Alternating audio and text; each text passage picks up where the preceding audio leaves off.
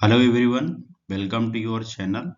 Previous lecture में हमने fungus के बारे में डिस्कस किया था और यहाँ पर हम फंगस का कंटिन्यू लेक्चर ला रहे हैं आपके लिए।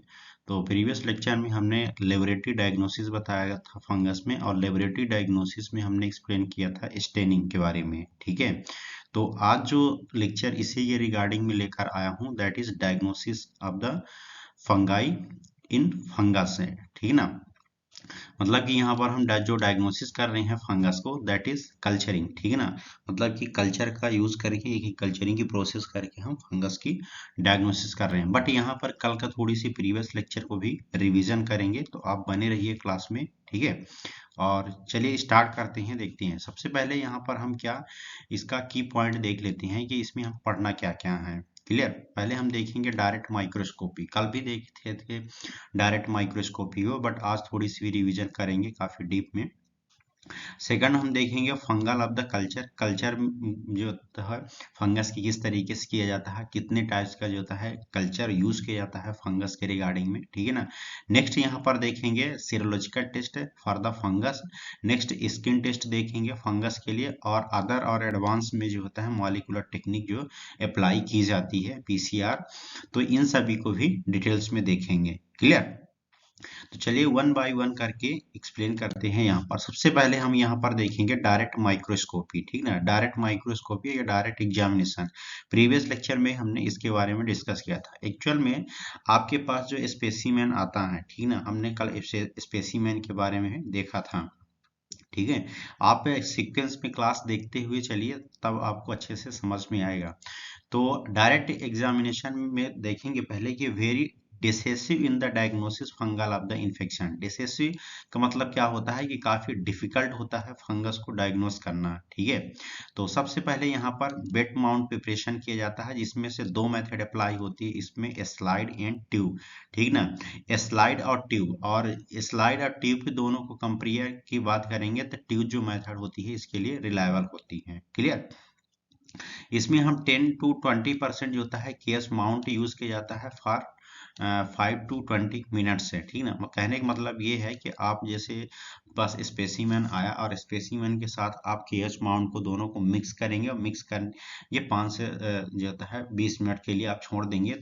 चल में क्या होगा, क्या कि जो स्पेसिमेन में प्रोटीन्स होगा, मतलब कि प्रोटीन डेब्रिज हो गया, या कि केराटिन प्रोटीन होगा, इन सभी क्या हो जाएंगे उसके साथ में डिसॉल्व हो जाएंगे, या कि उसको क्या करेगा, प्रोटीन को डाइजेस्ट कर लेगा। ठीक ना, अब जैसे ये डिसॉल्व होंगे या डाइजेस्ट होगा, तो उसमें जो प्रेजेंट रहेगा केएस माउंट, उसको क्या करेगा, उसके साथ ऐड हो करके क्लियर जो होता है विजुलाइज करेगा। ठीक ना, जैसे ही क्लियर विजुलाइज करेगा तो फिर आप इसको क्या करेंगे, माइक्रोस्कोपी में देखेंगे, क्लियर तरीके से आपको नजर आएगा। क्लियर, ज्यादा इसमें कुछ रहती नहीं है, प्रीवियस लेक्चर हमने डिटेल इसको एक्सप्लेन कर दिया। नेक्स्ट यहाँ पर है कैल्कोफ्लोर। ठीक ना, कैल्कोफ्लोर भी स्टेनिंग यूज की जाती है फंगस के इन्फेक्शन के लिए। इसमें एक फ्लोरेसेंट डाई यूज की जाती है, दैट इज फ्लोरेसेंट स्टेन के रूप में, जो कि excellent morphology of the pathogenic fungi, मतलब कि पैथोजेनिक की अगर मार्फोलॉजी देखना है फंजाई की, तो उसके लिए एक्सीलेंट मानी गई है। Stain bind to the glucan and chitin. ठीक ना, चिटिन क्या होती है, सेल वाल की फंगस की जो सेल वाल लेयर होती है उसको बोला जाता है चिटिन से, और ग्लूकेन्स, इन दोनों के साथ बाइंड करेगा। और बाइंड करने के बाद जो होता है, ऐसा क्यों होता है, क्योंकि फंगस की सेल वाल में ही जो होता है सबसे ज्यादा ये पाया जाता है अवेंटेड मात्रा में। क्लियर, अब जैसे उसके साथ बाइंड करेगा ये फ्लोरेसेंट डाई, और वो जो होता है उसको कंट्रास्ट रूप में जो होता है अपीयर करके दिखा देगा। फिर आप माइक्रोस्कोपी में जब देखेंगे तो आपको क्लियरली चमकता हुआ नजर आएगा। Clear, next India ink preparation भी करते हैं कैप्सुलेटेड फंगाई के लिए, इसको याद रखिएगा, प्रीवियस में हमने इसको डिटेल्स में देख लिया था। ओके, कुछ इस तरीके से जो होता है आपको नजर आएंगे जब आप माइक्रोस्कोपी में करके देखेंगे। ये देखिए, आपको ये जो होता है ब्रांच के रूप में एस्परजिलस नजर आएगा, जबकि एस माउंट करेंगे तो ब्रांच के रूप में आपको इस पर दिया जाए। कैल्कोफ्लोर जो स्टेनिंग की जा रही है ईस्ट फॉर द ब्लास्टोमाइकोसिस, तो उसमें ये इस टाइप के जो होता है नजर आएगा, इसका बैकग्राउंड जो होता है ब्लैक रहेगा, ठीक ना। इंडिया इंक प्रिपरेशन में अगर आप क्रिप्टोकोकस को देखेंगे तो कुछ यहाँ पर फ्राइड एग की तरह ये जो होता है नजर आता है। जैसे फ्राइड आप एग कर देते हैं तो येलो वाला पार्ट जो होता है बीच में रहता है और उसका व्हाइट वाला पार्ट जो होता है साइड में रहता है, ठीक है। तो उस टाइप का ये दिखेगा क्रिप्टोकोकस जब आप इसमें इंडिया इंक करके स्टेनिंग करके देखेंगे। तो आप माइक्रोस्कोपी भी अपने माइंड में रखिए किस तरीके से ये नजर आता है, क्लियर। डायरेक्ट माइक्रोस्कोपी की एग्जामिनेशन में ग्राम स्टेनिंग भी की जाती है फंगस के डायग्नोसिस के लिए, जो ग्राम पॉजिटिव फंजाई होते हैं उसको, ठीक है ना। कुछ इस तरीके से नजर आती हैं ये जब आप माइक्रोस्कोपी करके देखेंगे, क्लियर। इसके लिए अलग एक सेपरेट लेक्चर हम तैयार करेंगे। हिस्टोपैथोलॉजी की भी टेक्निक अप्लाई की जाती है इसके रिगार्डिंग में, क्योंकि बहुत सारे टिश्यू सेक्शन आते हैं फंगस से जो होता है इन्फेक्टेड हुए, जिसमें से अगर सुपरफिशियल इन्फेक्शन हुआ है, एक्यूट, सब एक्यूट और क्रोनिक डर्मेटाइटिस और फोलिकुलाइटिस, इन सभी को डिटेक्ट करने के लिए हिस्टोपैथोलॉजी टेक्निक भी अप्लाई की जाती है। नेक्स्ट सब क्यूटेनियस या कि सिस्टमिक इन्फेक्शन है, जिससे कि यहाँ पर ग्लोमेरुलस मैटोस रिएक्शन एंड फाइब्रोसिस और पायोजेनिक इन्फ्लामेशन, ठीक ना। यहाँ यहाँ अगर इन्फेक्शन है तो यहाँ से भी आप टिश्यू स्पेसिमेन लीजिए और उसकी टिश्यू प्रोसेसिंग करके आप जो है फंगस के आइडेंटिफाई करिए। रूटीन स्टेन में जो होता है H&D स्टेनिंग की जाती है इसी के रिगार्डिंग में, तो आप इसको भी अप्लाई करके देख सकते हैं, क्लियर। डायरेक्ट माइक्रोस्कोपी में और हिस्टोपैथोलॉजी का है स्पेशल स्टेन यूज किया जाता है। कभी कभार क्वेश्चन पूछ देता है कि which of the following the special stain the below, ठीक है ना। 4 ऑप्शन दे देगा तो आपको पता होना चाहिए। पास स्टेन जो होता है पेरियोडिक एसिड सिर्फ जो रीजेंट होता है, सॉरी स्टेन होता है भी स्पेशल है। जीएमएस ग्रोकोर्स गोमोरिस मेथेनामाइन सिल्वर स्टेन, ठीक ना। ये कि मेयर्स म्यूसी कैरामाइंस ग्रिटली स्टेन, ठीक है। इन सभी को आप याद रखिएगा। ये सभी स्टेन जो होता है स्पेशल स्टेन माने जाते हैं हिस्टोपैथोलॉजी के, जो फंगस को डायग्नोस किए करने के लिए यूज किए जाते हैं, ठीक ना। ग्रिटली स्टेन भी याद रखिएगा क्योंकि यहाँ से क्वेश्चन आया था कि ग्रिटली स्टेन जो होता है, ग्रिटली स्टेन किसके लिए यूज किया जाता है। फ्लोरेसेंट एंटीबॉडी स्टेनिंग टेस्ट भी किया जाता है जो कि detect the fungal antigen in the clinical specimen such as pus blood CSF tissue section, ठीक ना। ये स्पेसिमेन आया है उस दौरान में आप फ्लोरेसेंस एंटीबॉडी स्टेनिंग करके डिटेक्ट कर सकते हैं। एडवांटेज क्या होता है इसका, can detect fungus even when few organism are the present. कहने का मतलब यहाँ पर ये है कि अगर कुछ मात्रा में भी ऑर्गेनिज्म अगर यहाँ पर प्रेजेंट है तो फ्लोरेसेंट एंटीबॉडी स्टेनिंग करके आप देख के उसका एग्जामिनेशन कर लेंगे, क्लियर। नेक्स्ट आगे समझते हैं क्या है फंगस का कल्चर, ठीक ना। फंगस का हम कल्चर किस तरीके से करते हैं। रूटीन में जो फंगस के लिए कल्चर मीडिया यूज किया जाता है, ठीक ना, जिसको बोलते हैं सेवरोड डेक्सटोज अगार, SDA इसको शॉर्ट में बोला जाता है। इसको आप हमेशा याद रखिएगा क्योंकि ये सबसे ज्यादा यूज होने वाला रहता है। इसमें खासियत क्या होती है, इसके कंपोजिशन को समझिए। खासियत ये होती है कि इसमें जब इसका कंपोजिशन तैयार किया जाता है तो एंटीबायोटिक्स यूज किया जाता है, ठीक है ना।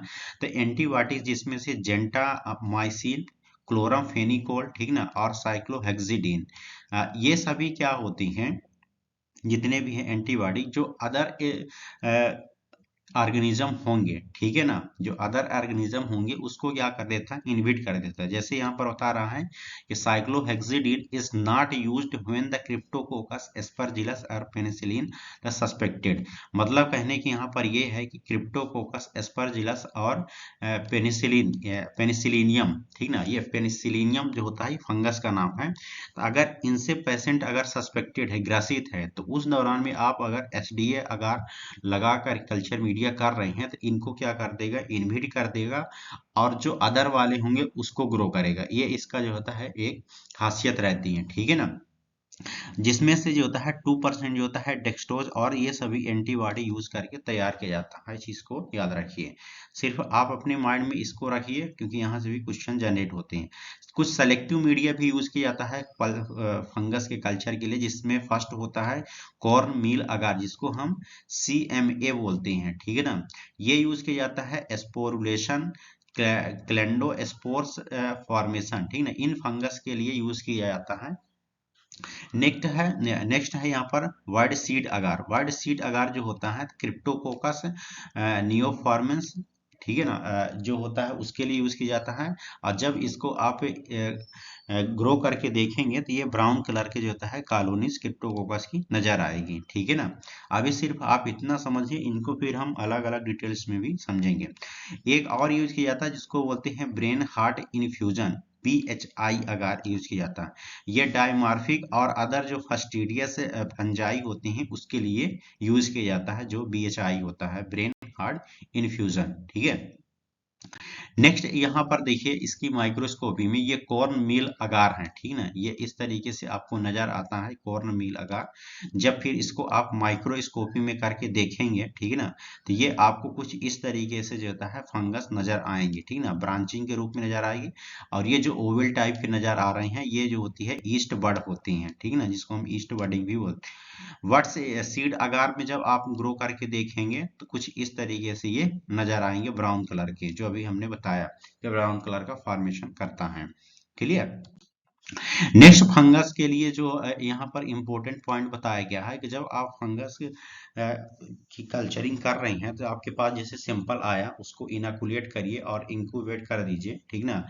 तो इसके लिए इंक्यूबेशन जो टाइम होता है तो अलग अलग तरीके से बताया गया है। तो यहाँ पर पॉइंट को अपने माइंड में रखिएगा कि जो टेम्परेचर इंक्यूबेशन के लिए यूज की जाता है, तो मेजोरिटी ऑफ द फंजाई का मतलब ये होता है कि जितने भी फंजाई होते हैं except of the superficial mycosis and dimorphic fungi, ठीक ना। इन तरीके से जो फंजाई होते हैं इनको छोड़ करके जितने भी फंजाई होते हैं वो सभी के सभी 37 डिग्री सेल्सियस टेम्परेचर में ही ग्रो करेंगे। सुपरफिशियल जो माइकोसिस होते हैं वो 30 डिग्री सेल्सियस में ग्रो करेंगे। और डाइमॉर्फिक जो फंजाई होती हैं वो 25 से लेकर के 37 डिग्री के टेम्परेचर में ग्रो कर सकते हैं। मतलब कहने की यहाँ पर ये है कि ये 25 में डिग्री में ग्रो कर सकता है, 30 डिग्री में ग्रो कर सकता है, 32 में भी कर सकता है और 37 डिग्री में भी कर सकता है, ठीक है। इंक्यूबेशन टाइम जो होता है इस एटलीस्ट 4 वीक्स होता है। अगर आप देखेंगे CP बवेजा के अकॉर्डिंग तो उसमें 1 वीक ही लिखा हुआ है, ठीक है ना। तो आप 1 वीक से लेकर के 4 वीक के बीच में आप याद रखिए। यूजुअली जो पॉजिटिव कल्चर जो होती है तो ये लगभग आपको जो होता है 1 वीक से जो होता है 2 वीक्स के अंदर आपको दिखाई दे देगी, ठीक है ना। जबकि कैंडिडा और एस्परजिलस जो होते हैं वो 24 से 72 घंटे के अंदर ही ग्रोथ होकर के कॉलोनीज नजर आ जाएंगे, क्लियर। तो ये चीज को आप हमेशा अपने माइंड में रखिएगा कि यूजुअली जितने भी फंजाई होते हैं लगभग 1 वीक से लेकर के 4 वीक का टाइम लगता है इंक्यूबेशन पीरियड, और टेम्परेचर इतना होता है, तो आप इन सभी को भी याद रखिएगा, क्लियर। चलिए आगे समझते हैं यहाँ पर कि जो फंगस आप ले रहे हैं, ठीक है ना, तो जो स्पेसिमेन आया है तो पहले सबसे पहले क्या करेंगे, आप अगार स्लांट तैयार करेंगे, ठीक है ना।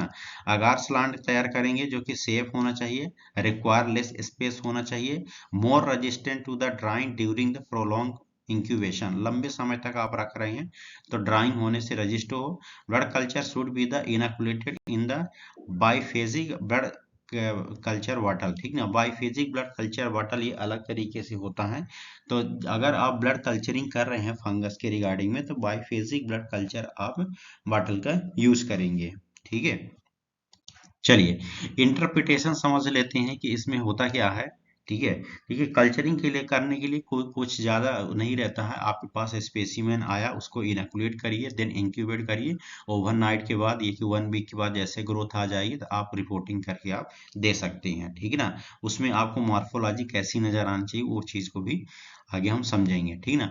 Isolation of the stabilised pathogen like Histoplasma capsulatum, ठीक ना, Cryptococcus neoformans, evidence of the infection, मतलब ये सबसे ज्यादा इन्फेक्शन करने वाली होती हैं और ये पैथोजेनिक कैटेगरी में भी आती है, ठीक है। Isolation of the commensal opportunity fungi, ठीक ना। अगर आपके पास जो कमेंसलिज्म पैथोजन है एक अपॉर्चुनिटी फंजाई है, लाइक जैसे कैंडिडा है, एस्परजिलस है, तो इनको फॉलोइंग पॉइंट्स में जो होता है कंसीडर किया जाएगा, जिसमें से फर्स्ट बता रहा है कि isolation of the same stain in the all culture tubes है, मतलब कि सभी जितनी भी ट्यूब्स हैं तो उन सभी स्टेन को आपको देखना है, ठीक है ना। स्टेन्स का मतलब होता है स्पीसीज, इसको याद रखिएगा। तो सभी ये आइसोलेट करने के लिए प्रोसीजर सेम मानी जाती है।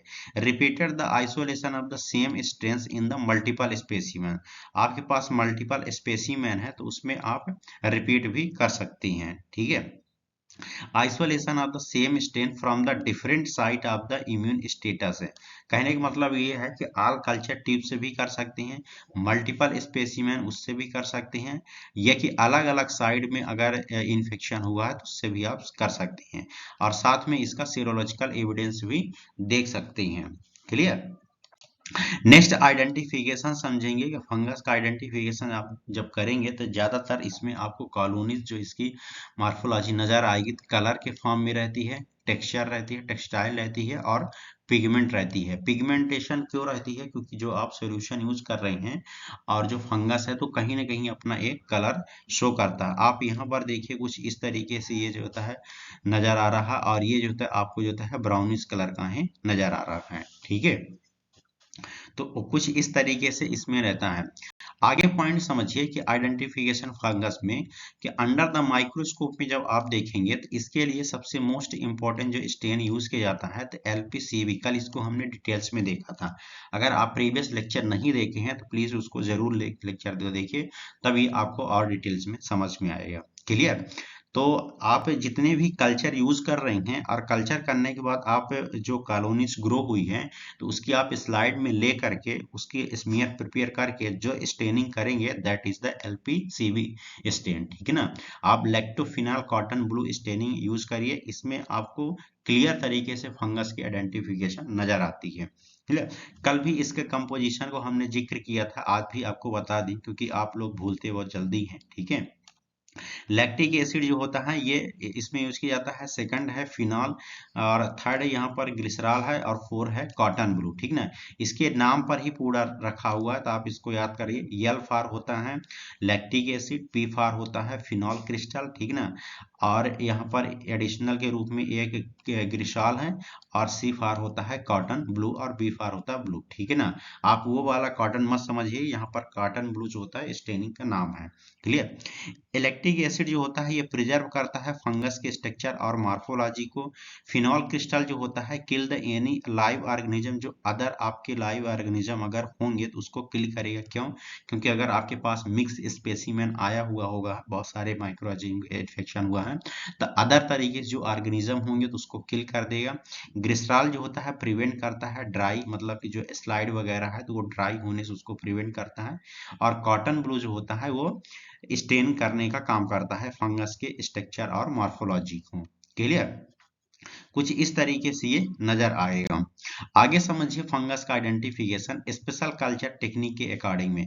तो slide culture to be seen sporing the structure, ठीक ना, and spores arrangement in the chrome agar for the Candida species. कहने का मतलब ये है कि स्लाइड की तरह आप इसको जो होता है देखिए स्लाइड में रख करके, तो कैंडिडा स्पेसीमेन जो होता है क्रोम स्टेन में अरेंजमेंट के रूप में और स्पोर फार्मिंग के रूप में वो नजर आएगा, ठीक है ना। और भी अगर आपको इसका आइडेंटिफिकेशन करना है तो इसके लिए आप बायोकेमिकल टेस्ट भी परफॉर्म करिए, जिसमें जो होता है एसिमिलेट कार्बन, नाइट्रोजन और शुगर फर्मेंटेशन, ये जब सभी जो होता है फर्मेंट होकर के दिखाई देंगे बायोकेमिकल टेस्ट में। क्लियर। कुछ इस तरीके से आप देखते हैं यहाँ पर ट्रोपिकल सी ट्रोपिकल जो होता है ये इस टाइप का आपको नजर आएगा जब आप कल्चरिंग करके देखेंगे, ग्रोथ करेगा, ठीक ना। क्रूसी जो होता है यहाँ पर कुछ इस तरीके से आपको ब्राउन कलर का नजर आएगा, ठीक ना। एब्लिगेंस जो होता है कुछ यहाँ पर जो होता है ब्लैकिश जो होता है आपको नजर आएगा। क्लियर। तो इसको भी आप देखिए, ये क्रोम अगार में बताया गया है इसकी आइडेंटिफिकेशन को। नेक्स्ट यहाँ पर सीरोलॉजी टेस्ट है, सीरोलॉजी टेस्ट भी किया जाता है फंगस के लिए। तो फर्स्ट यहाँ पर डिटेक्ट किया जाता है यहाँ पर सीरोलॉजी में एंटीजन और एंटीबॉडीज, ठीक है ना। ये चीज हमेशा रखिएगा, सीरोलॉजी टेस्ट में जो होता है एंटीजन और एंटीबॉडी को जो होता है दोनों को रिएक्शन करके ही देखा जाता है, जिसमें से आप सीरम या कि बॉडी फ्लूइड्स जो होता है आप यूज कर सकते हैं स्पेसिमेन के रूप में।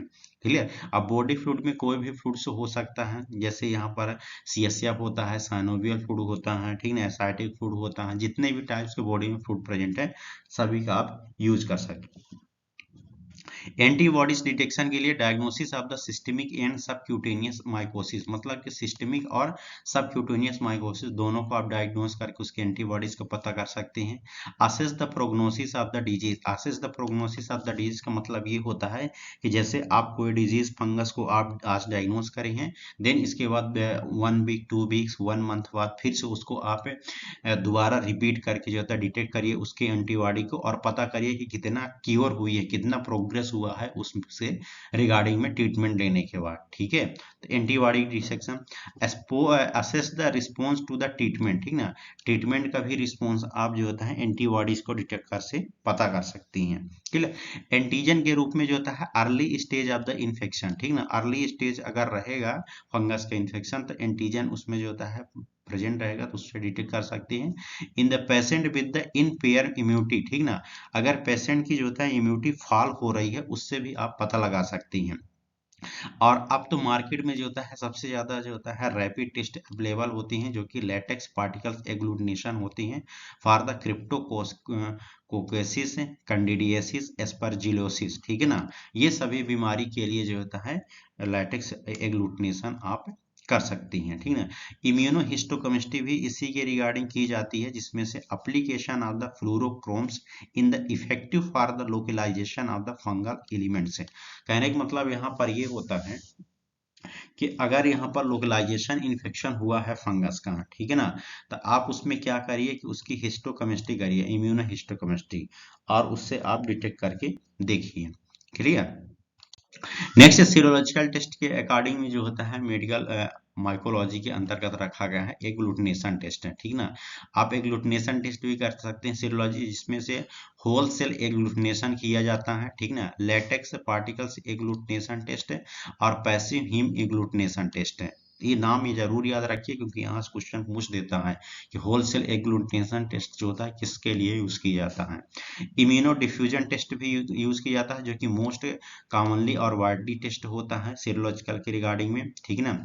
चिप टेस्ट भी यूज किया जाता है, जिसको हम काउंटर इम्यूनो इलेक्ट्रोफोरेसिस टेस्ट भी कहते हैं, ठीक ना। इनडायरेक्ट फ्लोरेसेंट एंटीबॉडी डिटेक्शन भी यूज किया जाता है, और साथ में इलाइजा और रिया भी सीरोलॉजिकल में यूज करती हैं, क्लियर। नेक्स्ट यहाँ पर आगे समझेंगे स्किन टेस्ट। स्किन टेस्ट भी किया जाता है, किसके लिए किया जाता है, यहाँ पर फंगस के लिए, ठीक है ना। तो स्किन टेस्ट जो किया जाता है the detect the CMI, CMI का मतलब क्या होता है, सेल मेडिएटेड इम्यून, ठीक ना, मतलब कि सेल्स के अंदर अगर इसका फंगस पेनिट्रेट कर गया है और सेल्स को इन्फेक्शन किया गया, तो यहाँ पर आप दो तरीके से स्किन टेस्ट कर सकते हैं, एक आप इन विवो भी कर सकते हैं, और सेकंड यहाँ पर आप इन विट्रो भी कर सकती हैं। इन विवो का मतलब क्या होता है कि जैसे आप मॉन्टेस्ट टेस्ट करते हैं, ठीक है ना, और उसमें आप देखते हैं रिएक्शन, उसी तरीके से आप इसमें भी कर सकते हैं। और इन विट्रो का मतलब क्या होता है, इन द लेबोरेटरी, ठीक है, जिसमें से आपको डिटेक्ट क्या करना है, डिलेड हाइपर सेंसिटिविटी रिएक्शन आपको डिटेक्ट करना है। एक्चुअल में होता क्या है कि आप जैसे मॉन्टेज टेस्ट करती हैं उसी तरीके से प्रोसीजर इसमें भी होती है, ठीक है ना। 0.5 ml में आप जो होता है रिजेंट लीजिए, और उसको आप जो होता है हैंड के जो होता है लिटरल पोजिशन में इंसर्ट करिए, ठीक है ना। और इंसर्ट करने के बाद आप 24 से 72 घंटे तक उसको आप लीव कर दीजिए, छोड़ दीजिए, ठीक ना। तो उसमें आपको जो होता है इंडोरेंस और इरिथमा देखने को मिलेगा, या कि लिम्फ स्वेलिंग देखने को मिलेगी। इंडोरेशन का मतलब क्या होता है, एक उसका टाइम चलेगा, और इरिथमा, इरिथमा का मतलब क्या होता है, aggregation of the red blood cells हैं, ठीक ना, वहां पर रेड ब्लड सेल्स जो होता है एग्रीगेट हो जाएंगे, जिसके कारण रेडनेस बनी रहेगी, और साथ में स्वेलिंग रहेगी, सूजन भी रहेगी, तो वहां पर लिम्फोसाइट्स का जो रीजनल लिम्फोसाइट प्रेजेंट रहेंगे वो भी एक्यूमुलेट हो जाएंगे, ठीक है ना। फॉलो भी intradermal inoculation of the fungus, वही है इंट्राडर्मल आप इनोकुलेशन करना है एंटीजन का। अब यहाँ से क्वेश्चन ये जनरेट होता है कि कौन कौन से ऐसे फंगस हैं जिसके लिए हम स्किन टेस्ट कर सकते हैं, ये चीज अपने माइंड में रखें कि यहाँ से क्वेश्चन जनरेट होता है। फर्स्ट यहाँ पर होता है हिस्टोप्लाज्मिन, ठीक ना, हिस्टोप्लाज्मिन जो होता है ये टेस्ट का नाम होता है। और जो डिजीज देखी जा रही है तो हिस्टोप्लाज्मोसिस देखी जा रही है। यहाँ पर SIS लगा है मतलब उस डिजीज का नाम है। कैंडिडीन यहाँ पर किया जाएगा कैंडिडिएसिस के लिए, ठीक है ना। ब्लास्टोमाइसिन किया जाएगा यहाँ पर ब्लास्टोमाइकोसिस के लिए। एस्पोरिडिचिन किया जाएगा स्पोरोट्राइकोसिस के लिए, ठीक है ना। और ट्राइकोफाइटिन किया जाएगा डर्मेटोफाइटोसिस के लिए, ठीक है ना। ये सभी टेस्ट इन जो होता है फंगस के इन्फेक्शन के लिए किया जा रहा था। आप याद रखिएगा इन्हीं टेस्ट के इन्हीं के नाम है। क्लियर।